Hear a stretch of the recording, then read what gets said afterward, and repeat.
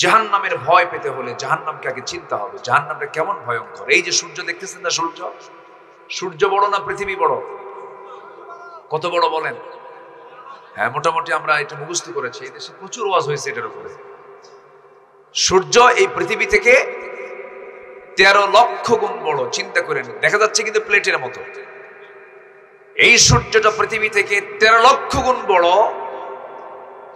আবার এই সূর্য থেকে কিছু তারকা আছে, বেটেল জুইস একটা তারকা আছে, যে তারকা এই সূর্যের চাইতে 33 কোটি গুণ বড়। কল্পনাই করা যাবে না। এই বিশাল এই সৌরজগৎ কে চালান? America, Russia, Europe? কেউ না। কে চালান? আল্লাহ চালান। এই সূর্যটা, জাহান্নামটা এত ভয়ঙ্কর। জাহান্নামের গর্তের মধ্যে যদি, জাহান্নামের যে মুখ, ওই মুখে যদি এই সূর্যটা ছেড়ে দেওয়া হয়, বাচ্চার মুখে একটা চকলেট কিনে দিয়ে যদি বলা হয় তুমি এটা খাও, ও কি সারাদিন খাবে? কতক্ষণে? সূরাত ইউসুফ বিদারি হিকমতে লুকমান ইমাম কারিয়ে কুরআন বারি ये दिले सादिमान मा बलगल उला बिकमालिही कशाफत तुजा बिजमालिही हसनत जमीउ खिसालिही सल्लु। সামনে উপস্থিত দূরে কাছের বিভিন্ন স্থান থেকে ছুটে আসা কালেমার ঝান্ডাবাহী, তাওহীদের পতাকাবাহী, দ্বীন ইসলামের নর শারদুল বীর মুজাহিদ, প্রাণ প্রিয় সম্মানিত দ্বীনি ভাইরা, আড়ালে বসে আছেন শ্রদ্ধেয়া সম্মানিতা মা বোনেরা।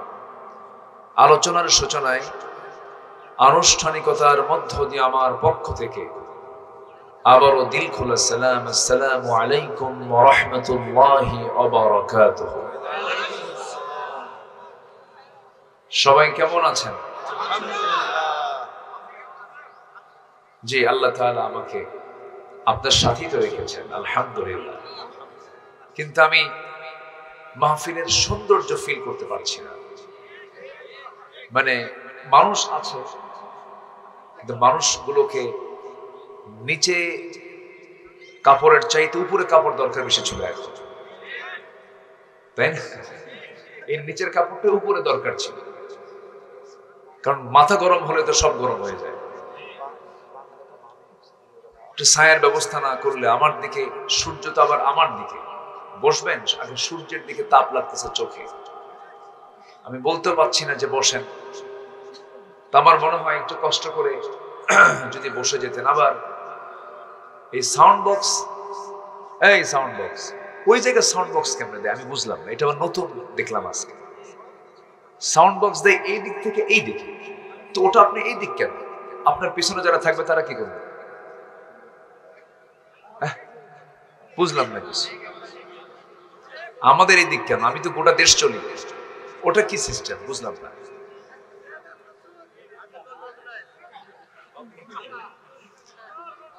আজকে সব উল্টা চলে না? আচ্ছা যাই হোক, সমস্যা নাই, কিন্তু ওয়াজ তো উল্টা করা যাবে না, ওয়াজ তো সোজাই করতে হবে।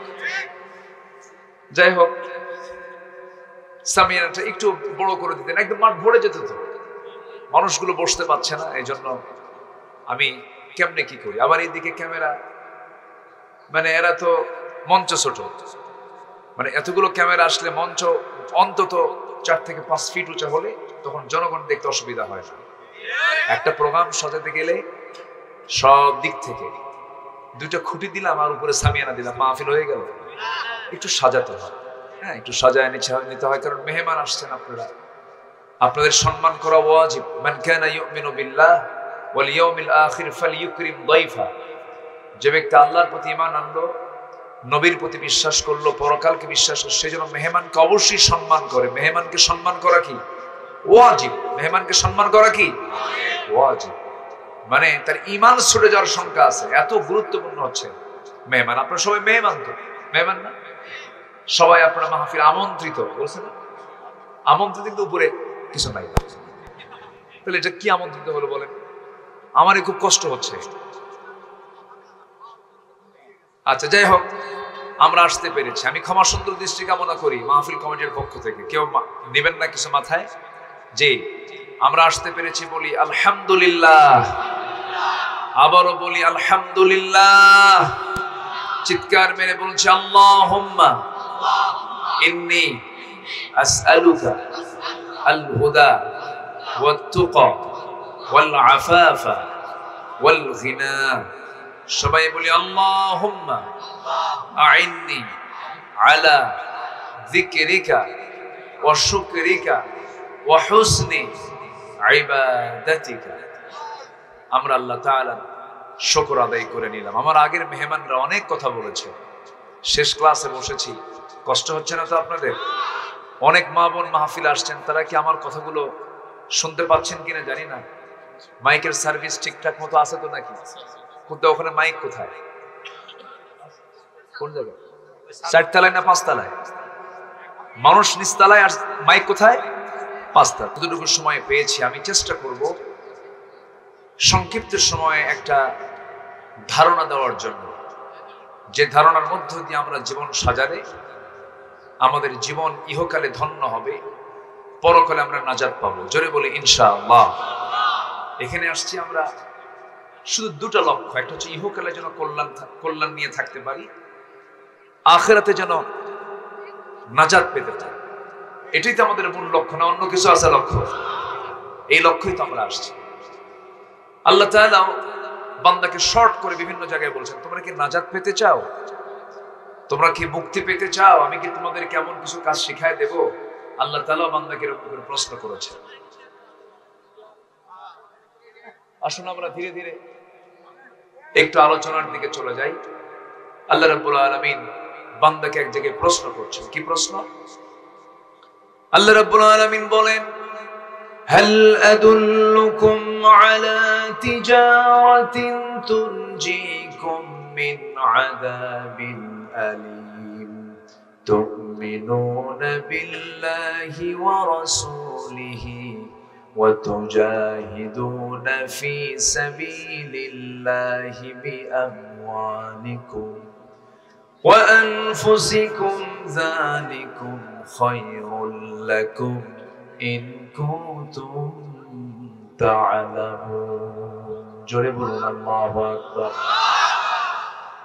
ও বিলিভার্স, ও বিশ্বাসীরা, যারা ঈমান এনেছে আল্লাহর উপরে, নবীর উপরে, পরকালের উপরে, হাসরের উপরে, মিজানের উপরে, বিচারের দিবসের উপরে যারা ঈমান এনেছো, তাদেরকে লক্ষ্য করে বলছেন, আমি কি তোমাদেরকে এমন একটা ব্যবসার কথা বলবো, এমন একটা আইডিয়া তোমাদেরকে দেব, এমন একটা বিজনেসের কথা বলবো, যে বিজনেস তোমাকে ভয়ঙ্কর জাহান্নাম থেকে তোমাকে নাজাত দিয়ে জান্নাতে দিয়ে দেবে। এমন কি একটা কথা কি তোমাকে জানিয়ে দেব নাকি, সেই পথ পন্থা দেখিয়ে দেব নাকি? এমন সুন্দর করে প্রশ্ন করছেন আমাকে, যিনি তিনি আমার কে? আমাকে প্রশ্ন করছেন, তিনি কে? আল্লাহ। এরপরে তিনি আবার জবাব দিচ্ছেন। প্রশ্ন করছেন তিনি, আবার আমার সুবিধার জন্য জবাবও দিচ্ছেন তিনি। কোরআন এমন একটা কিতাবের নাম যেখানে প্রশ্নও পাওয়া যায়, উত্তরও পাওয়া যায়, এমন কিতাব এটা। এবং আল্লাহ তাআলা জান্নাত পাওয়ার জন্য কি কি আমল করতে হবে তারও জবাব দিয়ে দিয়েছেন। প্রশ্ন দিয়েছেন, তা উত্তরও দিয়ে দিয়েছেন। এই যে প্রশ্ন হলো সূরা সফ, এরপরে আল্লাহ তাআলা পরের আয়াতে তার জবাব দিচ্ছেন, সেই জাহান্নাম থেকে বাঁচার জন্য তোমাকে কয়েকটা কাজ করতে হবে। আল্লাহ রাব্বুল আলামিন বলেন, তুমিনুনা বিল্লাহি ওয়া রাসূলিহি ওয়া তুজাহিদুনা ফি সাবিলিল্লাহি বিআমওয়ালিকুম ওয়া আনফুসিকুম যালিকুম খায়রুল লাকুম ইন কুনতুম তা'লামুন। জোরে বলুন আল্লাহু আকবার। এক নম্বর পুঁজি হলো ঈমান আনো। কি আনো? ঈমান। আমি আমার সারা জীবনে এই প্রায় 26 বছর এই মাহফিল অঙ্গনে যেখানেই কথা বলি, লোক 2 জন হোক না কেন, 3 জন হোক না কেন, আর 2 লাখ 3 লাখ হোক না কেন, আমার আলোচনা সব জায়গায় আমি অত্যন্ত সতর্কতার সঙ্গে বলার চেষ্টা করি। কারণ আল্লাহ তাআলা ঈমানদারের গুণের কথা যেখানে বলেছেন সেখানে এই কথা বলে দিয়েছেন, ওয়াল্লাযীনা হুম আনিল লাগবি মুআরিদুন ওয়াকুলু লিন-নাসি হুসনা। যখন তোমরা কথা বলবে সুন্দর কথা বলবে এবং অনর্থক কোনো কথা তোমার জিহ্বা থেকে বের করবে না। কার কথা? আসতে বলবেন না, কার কথা? আল্লাহর কথা। শুধু আপনি আমার আলোচনা শুনছেন না, আপনারা হয়তো আছেন হাজার জন, হাজার হাজার নারী পুরুষ হয়তো আছেন, ভালো কথা। কিন্তু এখন প্রযুক্তির কল্যাণে কথা নির্দিষ্ট জায়গায় থাকে না। এতগুলো ক্যামেরা আমার দিকে ছায়া আছে, চিন্তা করছেন আপনারা? এরা তো কিরামুন কাতিবিন। একটা স্লিপ অফ টাং হলেই, আবার ইউটিউবারদের একটা বৈশিষ্ট্য হলো ভুলগুলো কি ওরা আরো ফরওয়ার্ড করে। দেখুন কি কাণ্ড ঘটালেন হুজুর, বুঝলেন? এগুলো আবার করে।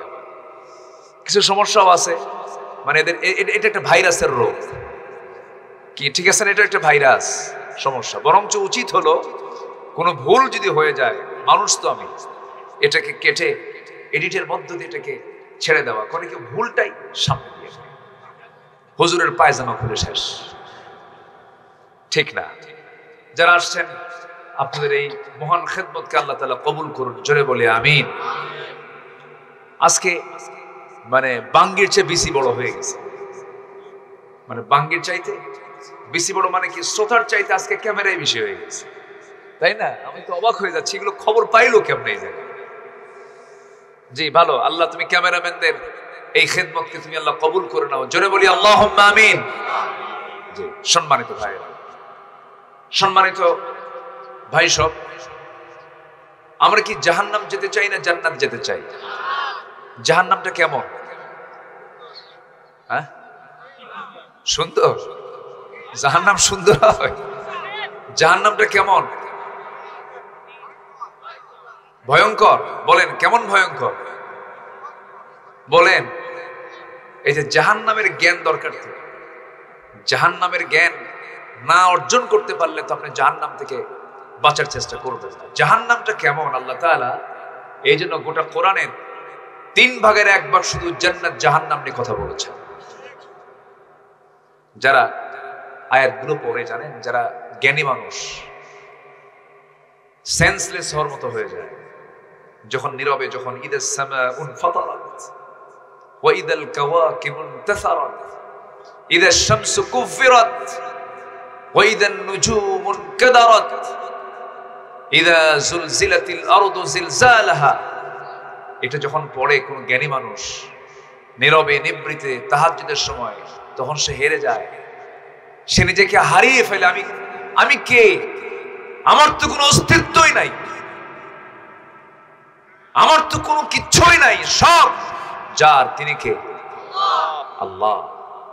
বাইরে জাহান্নামের ভয় পেতে হলে জাহান্নামকে আগে চিনতে হবে, জাহান্নামটা কেমন ভয়ঙ্কর। এই যে সূর্য দেখতেছেন না, সূর্য বড় না পৃথিবী বড়?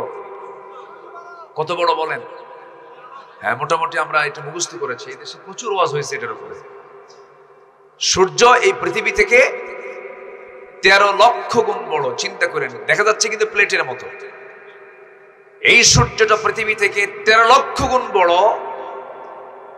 আবার এই সূর্য থেকে কিছু তারকা আছে, বেটেল জুইস একটা তারকা আছে, যে তারকা এই সূর্যের চাইতে 33 কোটি গুণ বড়, কল্পনাই করা যাবে না। এই বিশাল এই সৌরজগৎ কে চালান? আমেরিকা, রাশিয়া, ইউরোপ, কেউ না। কে চালান? আল্লাহ চালান। এই সূর্যটা, জাহান্নামটা এত ভয়ঙ্কর, জাহান্নামের গর্তের মধ্যে যদি, জাহান্নামের যে মুখ, ওই মুখে যদি এই সূর্যটা ছেড়ে দেওয়া হয়, বাচ্চার মুখে একটা চকলেট কিনে দিয়ে যদি বলা হয় তুমি এটা খাও, ও কি সারাদিন খাবে? কতক্ষণে শেষ হবে? নিল, শেষ। এই সূর্য যদি জাহান্নামের মুখে যদি ছেড়ে দেওয়া হয়, শুধু ঢুকবে, সূর্য খুঁজে পাওয়া যাবে না। কি বুঝতেছেন কথাটা? বুঝতেছেন? একটা আইডিয়া দিলাম, শুধু সূর্য হেরে যাবে, খুঁজে পাওয়া যাবে না। এমন ভয়ঙ্কর হলো জাহান্নাম। সেই জাহান্নাম থেকে বাঁচতে পারাটাই হলো চ্যালেঞ্জ। জাহান্নাম থেকে বাঁচতে হবে আমাকে আপনাকে। সবাই রাজি আছেন তো? নামাজ না পড়া, বিড়ি খায়া, গ্রামের লোক বিড়ি কম খায় না বেশি খায়? আর শহরের লোক কি খায়? এটা আপডেট, ওরা একটা আপগ্রেড খায়, ওরা এটা বেশি দামেরটা খায়। মানে ওরা একটু সামনে যেটা ফিল্টারিং থাকে, মানে বিড়ি কোনো ফিল্টারিং নাই, আর ওটা একটু উপরে ওই কি থাকে, স্পঞ্জ থাকে, স্পঞ্জ থাকে, ওটা থেকে একটু ফিল্টারিং করে খায়। এটার দাম একটু বেশি। এটা ডাইরেক্ট, ওটা একটু ইনডাইরেক্ট মারে। আচ্ছা, এরপরে যারা আরো একটু উপরে থাকে, এলিয়েট শ্রেণী, ওরা আবার একটু ঢালে। কি করে? ঢালে। বলেন তো, আদম সন্তানকে এই ঢালা আর টানা এই জন্য দুনিয়াতে আসছে? বলেন, ঢালা আর টানার জন্য আসছে। কিন্তু মানুষের বিড়ি খাওয়ার সিস্টেম দেখে কি মনে হয়, তোর জন্মই হয়েছে কি খাওয়ার জন্য? যত আমল নামা 24 ঘন্টায় হয়, সবচেয়ে বেশি কাজ যায়, বেশি সময় যে ব্যয় করে কার পিছনে? বিড়ির পিছনে। কিছু হইলেই লাগানো। আছে না এরকম? আছে না? আছে। আবার মাহফিল এসে বলে, হুজুর বিড়ি খাওয়া কি জায়েজ আছে? মানে উনি জায়েজের চেষ্টায় আছে, যেটাকে জায়েজ করা যায় কেমন? আমার বুকটা ফেটে যায় জানেন। 53টা বাজেট হলো এই পর্যন্ত বাংলাদেশে, এই স্বাধীনতার 54 বছর। প্রত্যেকটা বাজেটে অর্থমন্ত্রীরা বিড়ির দাম প্রত্যেকটা বাজেটে বাড়াইছে। কিন্তু যারা বিড়ি খায় তারা কয়, মন্ত্রী বাড়াও, তুমি বাড়াবে, আমাদের কোনো সমস্যা, প্রয়োজনে বাড়ি বেঁচে খাবো, তো বিড়ি ছাড়বো। এত বিড়ি এই জাতি খায়। আমি একটা পরিসংখ্যান আমার হাতে এখন আসেনি, আমি একজনকে করতে দিচ্ছি, দেখো তো বিড়ির পিছনে জাতি কত করে টাকা খরচ করে। এটা পরিসংখ্যান আমার হাতে এখন আসেনি, আমি একজনকে সোর্সে দিয়েছি। দেখো তো বিড়ির পিছনে এই জাতির বাজেট কত। এটা তো কম্পালসারি খাবার, তাই না? এটা খেলে পরে স্বাস্থ্য ভালো হয় নাকি জাতির কল্যাণ হয়? চিন্তা করে দেখুন, 90% মানুষ বিড়ি খায়, 90%। আপনি গ্রামের দিকে তাকান, অথচ আমরা কিন্তু মুসলমান। আমরা কি বলেন তো? মুসলমান। পৃথিবীর কোন পয়গম্বর, আদম থেকে শুরু করে নিয়ে আমার রাসূল পর্যন্ত, কোন নবী, কোন রাসূল অপ্রয়োজনীয় কোনো খাবার মুখে নেন নাই। এই মুখটা খুব পবিত্র জায়গা, পবিত্র জিনিস। এই মুখে আপনি যা তা নিবেন তা হবে না। মুখে যা নেব আমরা হালাল নেব, হারাম কিছু নেওয়া যাবে না। মুখে যা বলবো হালাল কিছু বলবো, হারাম কিছু বলা যাবে না। একজন সাহাবী নবীর কাছে এসে বলছেন, ইয়া রাসূলুল্লাহ, আমি বেশি আমল করব না, আমাকে অল্প কিছু আমল শিখায় দেন, আমি জান্নাত পেতে চাই। রাসূল তাকে হতাশ করলেন না, বলেন তুমি কি আমল করো বলো তো। সাহাবী বলছেন, ইদা সাল্লাইতুল মাকতুবাত, আমি যদি 5 ওয়াক্ত নামাজ পড়ি, ওয়াসুমতু রমাদান, রমজান মাসে রোজা রাখি, ওয়াহলালতুল হালাল, আমি যদি হালাল জেনে হালাল জীবন গ্রহণ করি, ওয়া হারামতুল হারাম, হারাম জেনে হারামকে বর্জন করি, ওয়ালাম আযিদ আলা যালিকা শাইআন, আমি এই 4টা কাজের বাইরে আর আমি কোনো কাজ করব না, বাড়াবো না, আদখুলুল জান্নাত ইয়া রাসূলুল্লাহ, আমি কি জান্নাত পাবো নাকি? আমার নবীজি মুস্কি হাসি মেরে বললেন, এই সাহাবী আমার জান্নাতি। জোরে বলেন সুবহানাল্লাহ। কয়টা কাজ বলেন? কয়টা কাজ? ওয়াজ কি বেশি লাগে? আমার দেশে ওয়াজ লাগে 3 ঘন্টা, আর আমল নাই একটাও। সারা রাত ওয়াজ শুনে ফজরের আগ দিয়ে ঘুম পায়। কি আছে না নাই বলেন তো? আছে না নাই? চিন্তা করে দেখুন, শুধু 4টা আমল রাসূল শিখায়া দিল। এর মধ্যে গুরুত্বপূর্ণ কথা দেখেন, সব চলে আসছে এর মধ্যে। নামাজ, রোজা, হালালকে হালাল, হারামকে হারাম জেনে গ্রহণ বর্জন, আমি কি জান্নাত পাবো? রাসূল, যা তুই জান্নাতে। বলেন এই আমল কি এত সস্তা? বলেন হালালকে হালাল জেনে, হারামকে হারাম জেনে গ্রহণ এবং বর্জন, এটা কি সহজ বিষয়? এটা বিশাল বিষয়। এর মধ্যে গোটা ইসলাম, এর মধ্যে গোটা শরিয়া, এর মধ্যে গোটা বিধান, এর মধ্যে আল্লাহ পাক রেখে দিয়েছেন। অর্থাৎ যদি কোনো বান্দা হালাল গ্রহণ এবং হারামকে বর্জন করতে পারে, সে ব্যক্তি জান্নাতি। যদি কোন সুবহানাল্লাহ। সম্মানিত ভাইয়েরা, আমি খুবই আনন্দিত, এমন একটা টাইমে মাহফিল, যে টাইমটা মানুষের সবচেয়ে ব্যস্তপূর্ণ সময়, কারো অফিস থাকে। তো আজকে বৃহস্পতিবার, লাস্ট অফিস, কত কর্ম, কত কাজ, সব কাজ ফেলে মাহফিলে যারা আসছেন, আমি মনে করি এক একজন বীর মুজাহিদের ভূমিকা পালন করেছেন।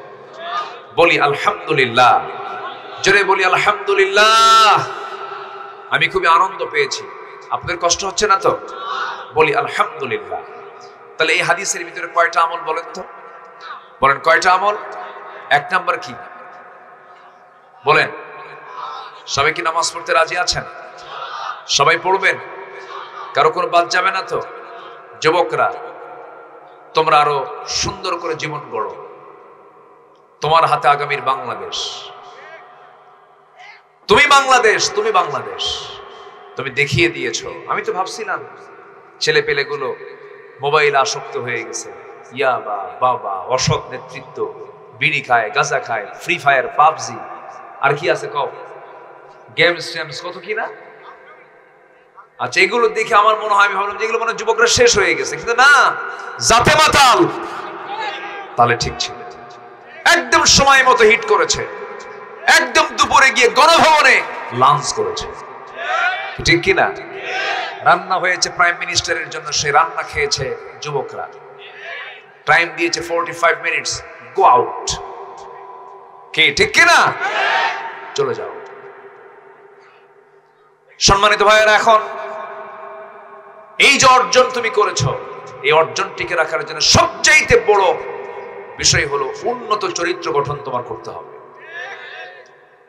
তোমার যদি উন্নত চরিত্র, হুসনে খুলক, এটা যদি না হয়, তুমি থাকতে পারবে না, তোমাকে সিটকে ফেলে দেবে।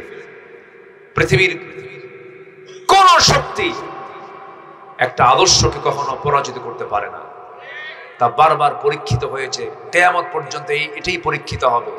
আমার দেশেও একটা আদর্শকে ধ্বংস করতে গিয়ে একটি অবৈধ, একটু অন্যায়, একটু অরাজক পরিস্থিতি যারা সৃষ্টি করতে চেয়েছিল, তারাই ধ্বংস হয়ে গেছে। আদর্শের পতন কখনো হয় না, আদর্শের পতন কখনো কেউ করতে পারে না। ইসলামকে নিষিদ্ধ করতে গিয়ে তারা নিষিদ্ধ হয়ে গেছে। এই দেশে দল কি একটা ছিল?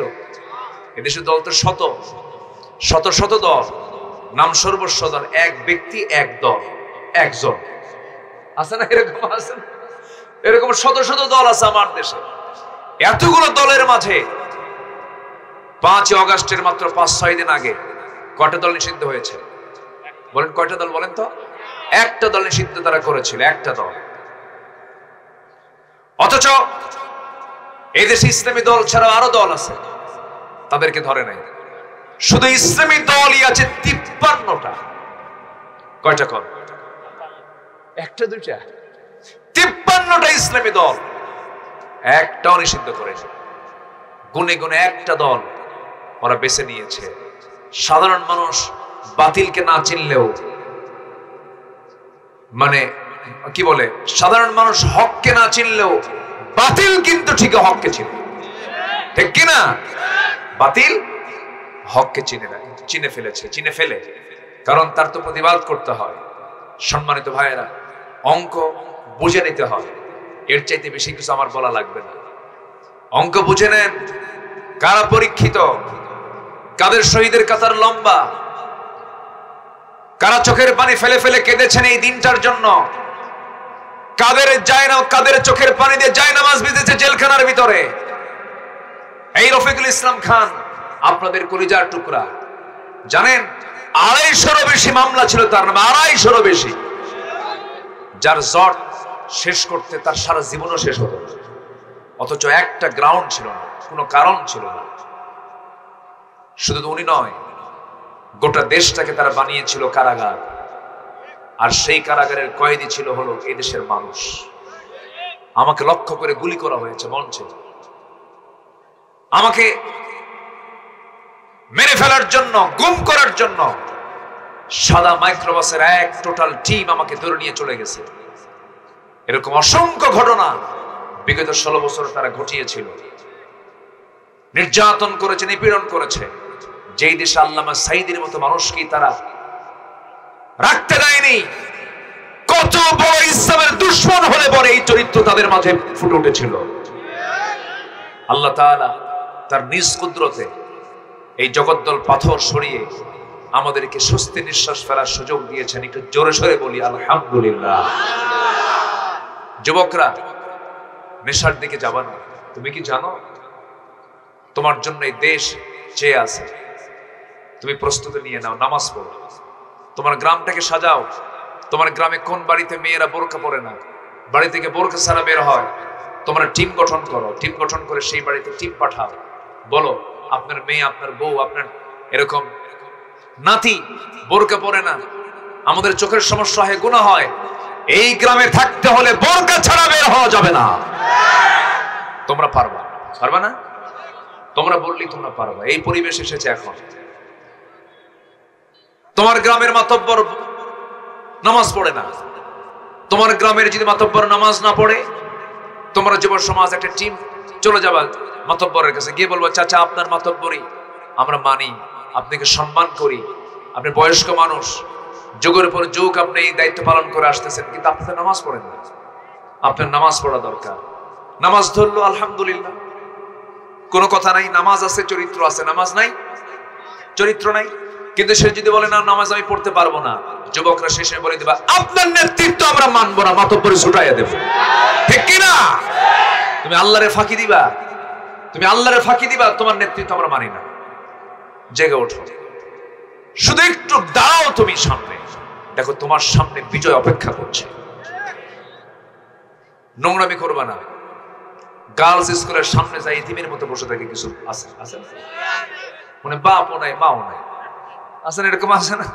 এগুলো লস প্রজেক্ট। ওদের পিছনে বিয়ের আগে যা খরচ করবো সব লস। চুরি ফিতা কি কি আছে না, এগুলো সব যা কিনে দিবা বিয়ের আগে সব লস, বিয়ের পরে দিবা এটা লাভ। বিয়ের আগে দেওয়া এটা কি প্রজেক্ট? বলো বলো বলো। Loss project. লস প্রজেক্টে যাবা কেন? এগুলো করা যাবে না। বিয়ের আগে প্রেম করা যাবে না। বিয়ের আগে প্রেম হয় না, বিয়ের আগে হয় হলো জেনা। কি বিয়ের আগে কি হয়? জেনা। বিয়ের আগে কোনোদিন প্রেম হয় না। বিয়ে মূলত প্রেমের জন্যই বিয়ে, সংসারের জন্যই বিয়ে, রহমতের জন্য বিয়ে, বরকতের জন্য বিয়ে। সেই বিয়ের আগে কখনো এই প্রেম হতে পারে না। অথচ আমার দেশের নাটক সিনেমায় প্রেম শিখায়, বিয়ের আগে শিখায়। ঠিক কিনা বলেন? এই সমস্ত নাটক কি জায়েজ আছে? জায়েজ আছে। আমরা এখনো কিন্তু সংখ্যামুক্ত নই। এই দেশে এখনো কিছু শকুন লেগে আছে। তাবলীগ জামাত গোটা পৃথিবীকে জানিয়ে দিয়েছিল যে আমার দেশে একটা বৃহত্তম একটি মুসলমানদের একটা সম্মেলন, ইজতেমা হয়, সম্মেলন হয়। জরিপে এসেছে বারবার, আরাফাতের ময়দানে লক্ষ লক্ষ মুসলমান জমায়েত হয়। এরপরে গোটা পৃথিবীর ভিতরে একটা দেশে সবচাইতে বৃহত্তম একটি জনসমাবেশ, মুসলমানদের ইজতেমা হলো এই তাবলীগ জামাতের এই টঙ্গীর তুরাগের তীরে যে ইজতেমাটা হয়।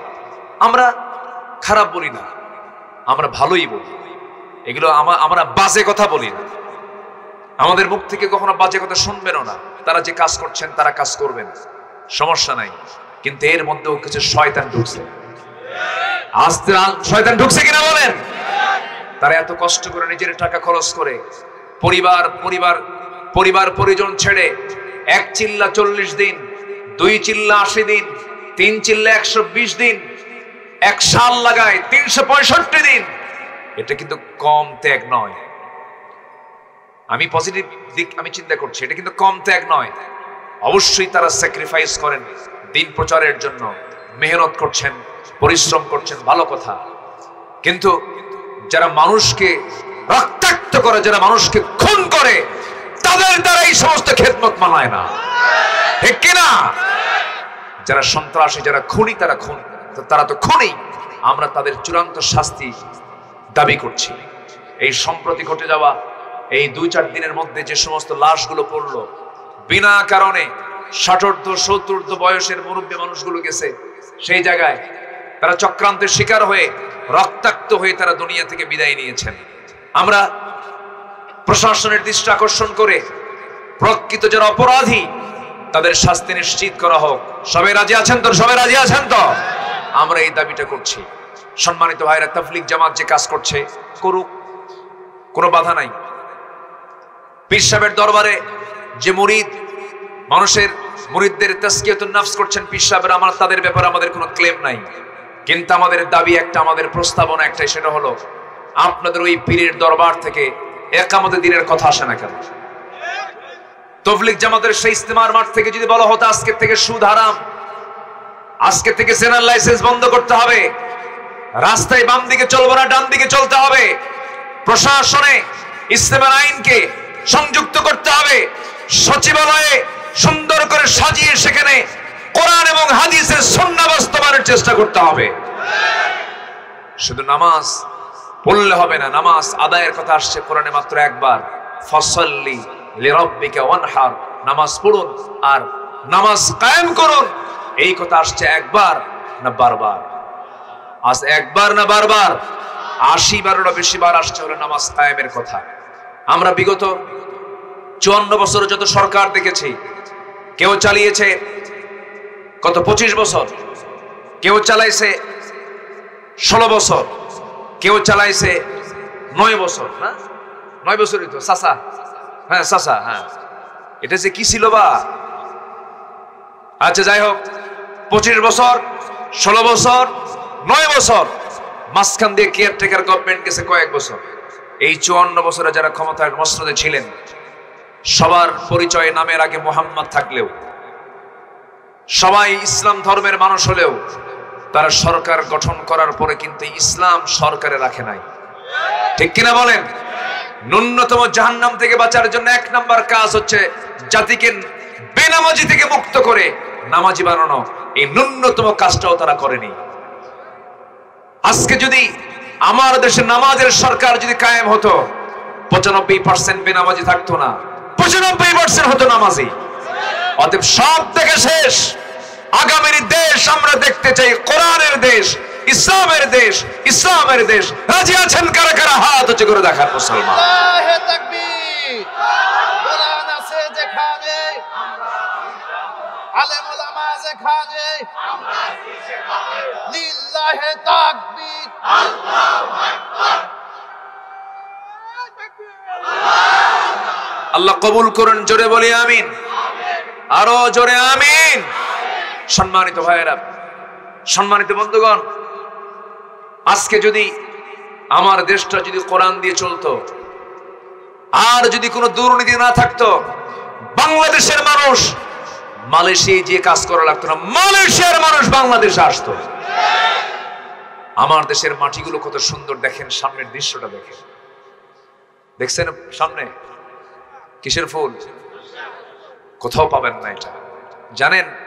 এই শুধু এই প্রজেক্ট যদি কুয়েত অথবা কাতার যদি তৈরি করতে চাই, হাজার হাজার কোটি টাকা খরচ করেও এই একটা দৃশ্য তারা বের করতে পারবে না। আর আপনি কয় টাকা খরচ করছেন? শুধু বিসি দানা নিয়ে এসে ছিটায় দিচ্ছেন, কি বানাইছেন দেখেন। ওরা কাতারের লোক এসে যদি দেখে এই দৃশ্য, কি করছে এটা? আল্লাহু আকবার বলবেন না? আমার দেশ, এত সুন্দর দেশ পৃথিবীর কোথাও পাবেন না, যেন নববধূর মতো সাজিয়ে রাখা আমার দেশ। বলি আলহামদুলিল্লাহ। আমি কাতারে গিয়েছিলাম, কাতারে ওরা কিছু গাছ, মরু অঞ্চল তো, বৃষ্টি হয় না তো, অনেকগুলো গাছ তারা যত্ন করে লাগাইছে। বললাম এই গাছগুলো থাকে কেমনে? প্রচুর গরম তো। বলতে সবগুলোর সাথে স্যালাইন লাগানো আছে। কি লাগানো আছে?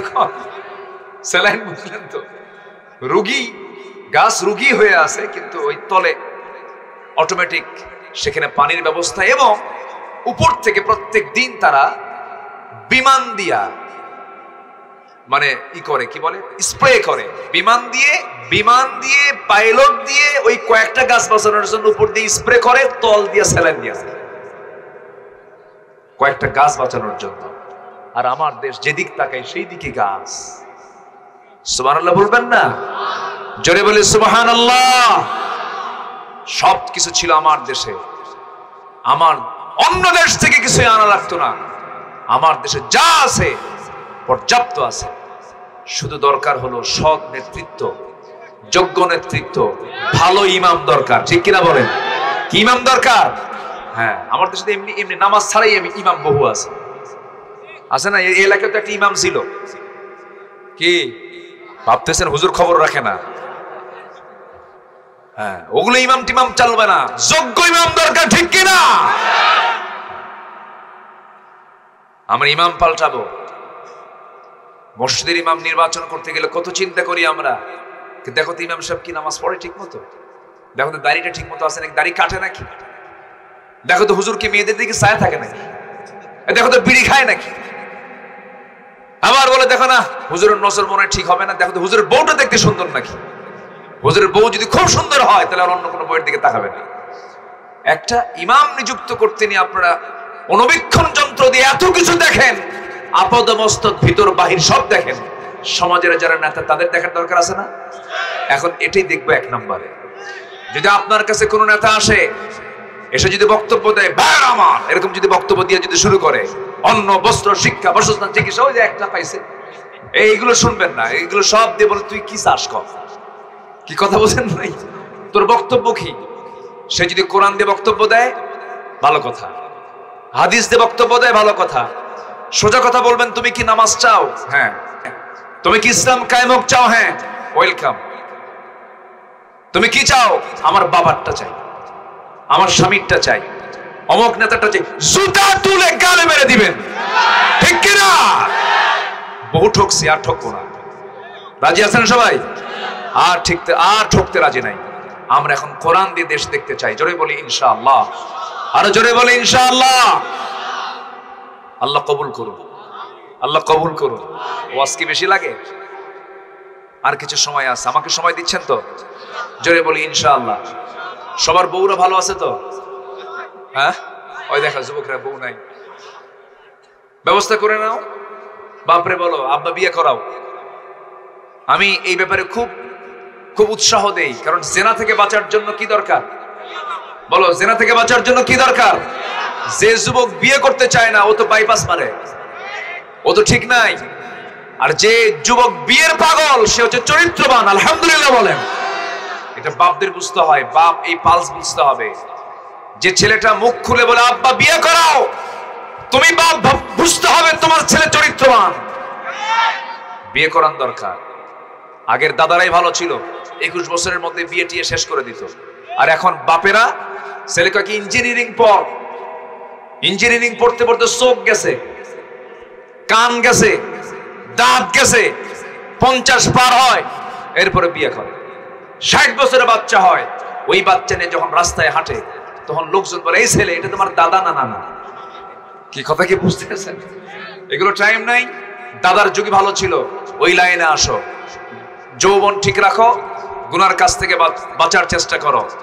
আমার মা বোন যারা আসছেন, স্বামীকে জাহান্নাম থেকে বাঁচানোর জন্য আপনাকে নামাজ পড়তে হবে। এই যে যারা স্বামী আছেন, যাদের বউ আছে, বউ নামাজ না পড়লে কি করবেন? হায়া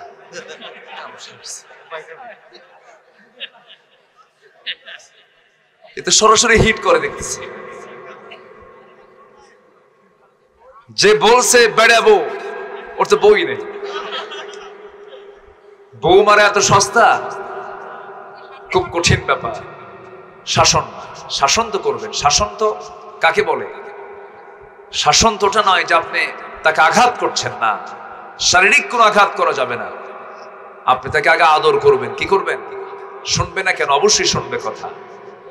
মানুষ তো মানুষের কথাই শোনে, ঠিক কিনা? সুন্দর করে বুঝাবেন, বউ এই যে ছাদের নিচে কত রাত থাকলাম, তোমার যৌবন আমার যৌবন একাকার, তো তুমি কি চাও না যে আমরা জান্নাতে একসঙ্গে থাকি? হ্যাঁ, থাকতে চাই। নামাজ না পড়ে, আমি নামাজ পড়ি তুমি নামাজ পড়ো না, এটা হলো? নামাজটা ধরো। বাচ্চাদেরকে বুঝাবেন, সুন্দর করে বলবেন, বাড়িতে তালিম করবেন, বাড়িতে কোনো নাটক সিনেমার সুযোগ দিবেন না, প্রত্যেকটা সেকেন্ডকে কাজে লাগাবেন।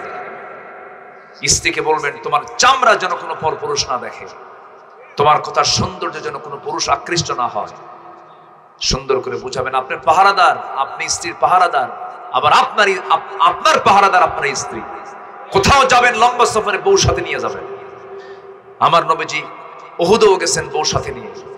আমার নবীজি কি বলে, জীবনে একবার হজ করেছেন, তাও বউ সাথে নিয়ে। সুবহানাল্লাহ বলবেন না?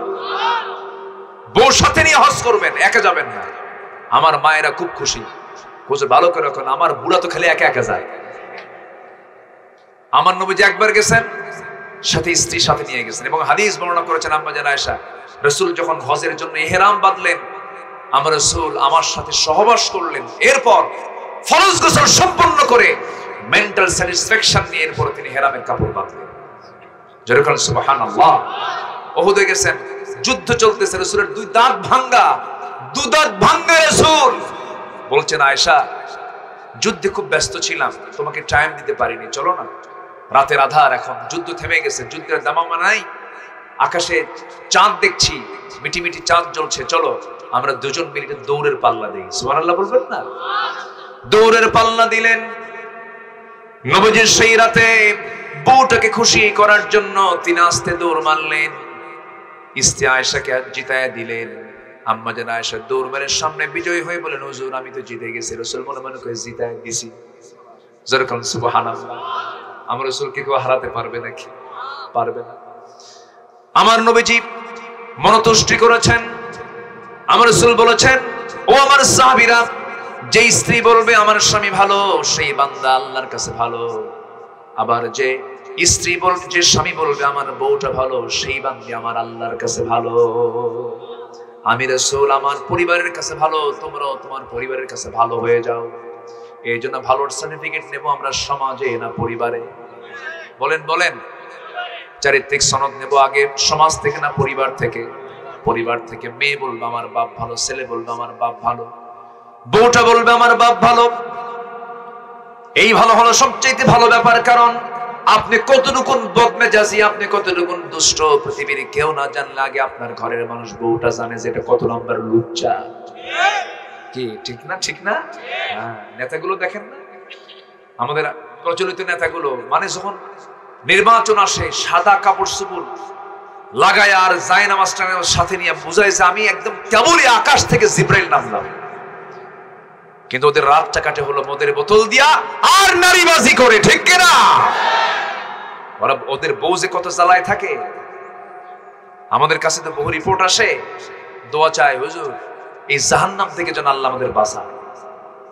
সুখ টাকায় নাই, সুখ সম্পত্তিতে নাই, অসৎ নেতৃত্বে সুখ নাই, সুখ নাই, সুখ নাই, নাই সুখ। কত কি দেখলাম আমরা। এই জন্য সুখী শান্তি যদি আমরা হতে চাই দুনিয়াতেও, কি দরকার? বলেন কি দরকার? বউটাকে বলবেন, বউ আমার নামাজটা পড়ো। 4 কারণে বউ মারা যাবে, 4টা কারণে বউকে শাসন করা যাবে। শুনবেন? কে মারার নিও তো, কিছু নেই তো, মারা যাবে না। 4টা কারণে বউকে শাসন করা যাবে।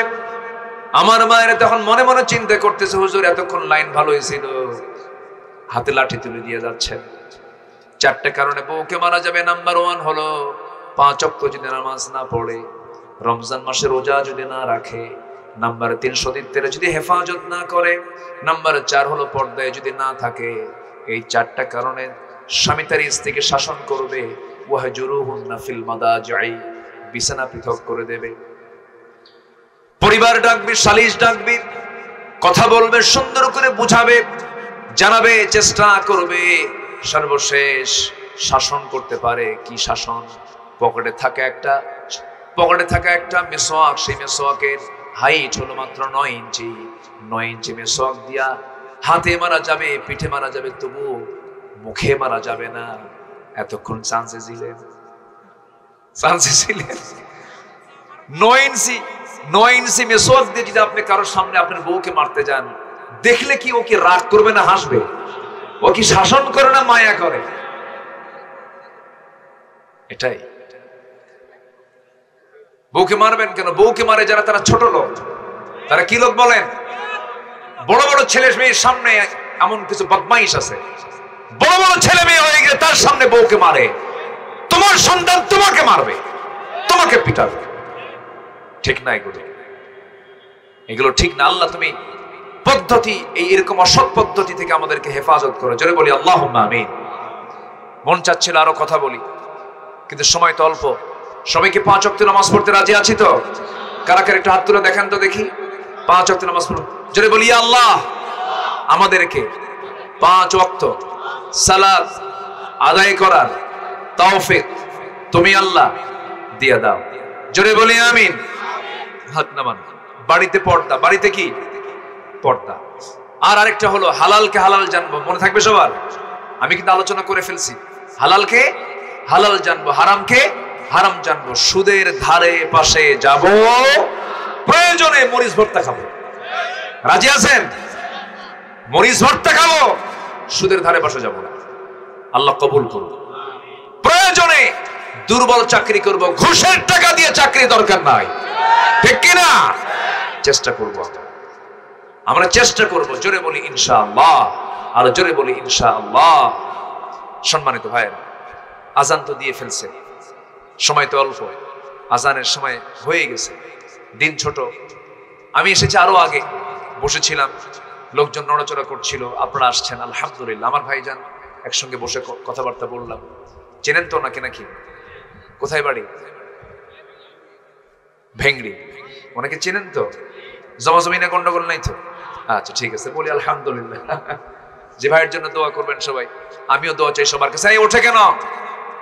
বসেন। আমি তো উঠতে বলিনি, আমি উঠবো, এরপরে উঠবে, এটা আদব, ঠিক কিনা বলেন?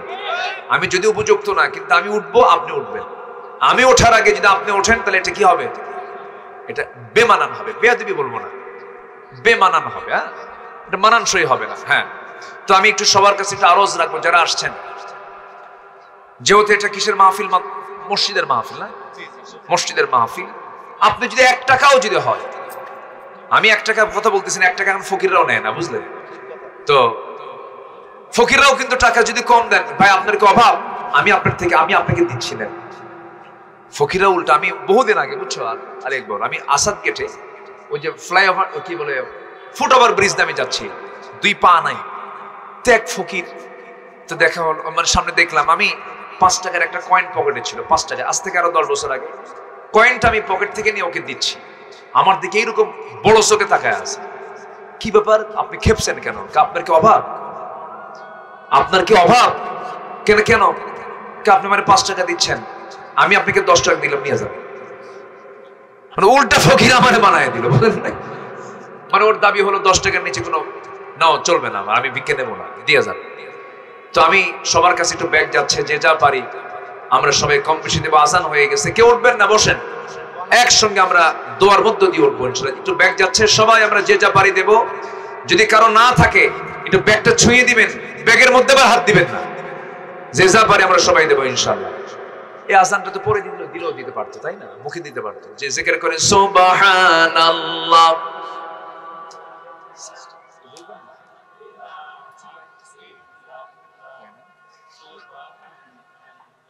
আরো জোরে সুবহানাল্লাহ।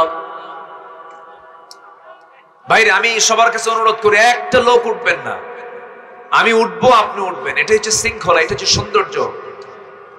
আমরা দোয়া করে দেবো, তো আমরা দোয়া করবো, আমি উঠলেই তো মাহফিল শেষ হয়ে যাবে। আমি উঠবো, আপনাকে নিয়ে উঠবো ইনশাআল্লাহ। জোরে বলে ইনশাআল্লাহ। বসেন, জিকির করে সুবহানাল্লাহ।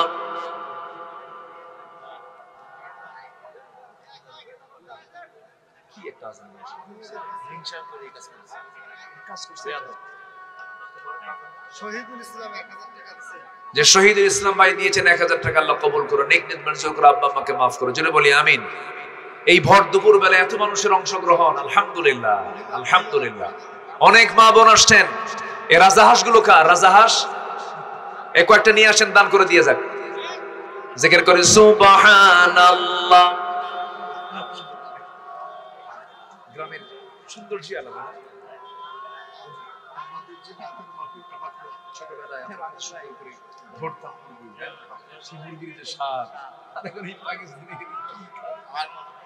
বাঙালি ভাই হাঁস আছে কয়েকটা, 2টা হাঁস কিনে নিয়ে যাও। হ্যাঁ, বলবো। আচ্ছা, সম্মানিত ভাইয়েরা, আজ রাতে আমার প্রোগ্রাম আপনাদের উল্লাপাড়াতে আছে, বাকুয়া। বাকুয়া এখান থেকে প্রায় 12-13 কিলোমিটার দূরে হবে। আচ্ছা, 7-8 কিলোমিটার, কম না। এটা গ্রামের রাস্তা অনুযায়ী অনেক। যে আল্লাহ তাআলা তুমি সবাইকে যাওয়ার তৌফিক দাও।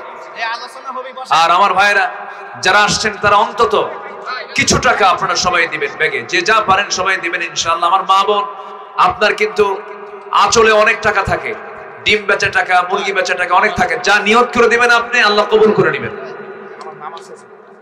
আমার এখানে শ্বশুর বাড়ি, হ্যাঁ, মামা শ্বশুর। এখানে সারছে। হ্যাঁ।